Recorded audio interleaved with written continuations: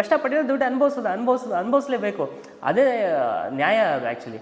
ಅನುಭವಿಸಿಲ್ಲ ಅಂದರೆ ಈಗ ನೋಡಿ, ತಿರ್ಗಾ ನಮ್ಮದು ಸ್ಕ್ರಿಪ್ಚರ್ಸ್ ಎಲ್ಲ, ನಮ್ಮ ಮಹಾಭಾರತ ಎಲ್ಲ ನೋಡ್ತು ಅಂದರೆ ಹೇಳ್ತಾರೆ, ಅರ್ಜುನ ಎಲ್ಲ ಗೆದ್ಕೊಂಡು ಬಂದಮೇಲೆ ಏನು ಕುರುಕ್ಷೇತ್ರ ಎಲ್ಲ ಗೆದ್ದಾದ್ಮೇಲೆ ಕೃಷ್ಣ ಏನು ಎಲ್ಲ ನಿನ್ನ ಧರ್ಮ ಸಂಸ್ಥಾಪನೆ ಆಯ್ತಪ್ಪ, ಹೋಗಿ ಕಾಡ್ಗೆ ಹೋಗ್ಬಿಡು ಅಂತ ಹೇಳಲಿಲ್ಲ.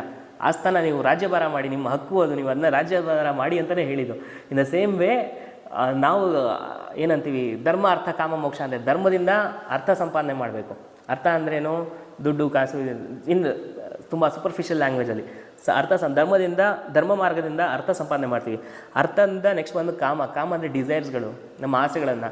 ಧರ್ಮದಿಂದ ಅರ್ಥದಿಂದ ಕಾಮವನ್ನು ಅಂದರೆ ನಮ್ಮ ಡಿಸೈರ್ಸ್ಗಳನ್ನ ನೀಗಿಸ್ಕೊಳ್ಳೋದು, ಫುಲ್ಫಿಲ್ ಮಾಡ್ಕೊಳ್ಳೋಂಥದ್ದು. ಅದಾದಮೇಲೆ ಮೋಕ್ಷ ಬರುತ್ತೆ ಅಂತ. ಧರ್ಮ ಅರ್ಥ ಕಾಮ ಮೋಕ್ಷ. ಧರ್ಮ ಮಾರ್ಗದಿಂದ ಅರ್ಥ ಸಂಪಾದನೆ ಮಾಡಬೇಕು, ಆ ಬಂದಿರೋ ಅರ್ಥದಿಂದ ನಾವು ಕಾಮ ಅಥವಾ ನಮ್ಮ ಡಿಸೈರ್ಸ್ಗಳನ್ನು ನಾವು ಫುಲ್ಫಿಲ್ ಮಾಡ್ಕೊಳ್ಬೇಕು. ಅದೆಲ್ಲ ಮಾಡ್ಕೊಂಬಂತಂದರೆ ನಮಗೆ ಮೋಕ್ಷಕ್ಕೆ ಸಹಾಯ ಮಾಡುತ್ತೆ ಅಂತ.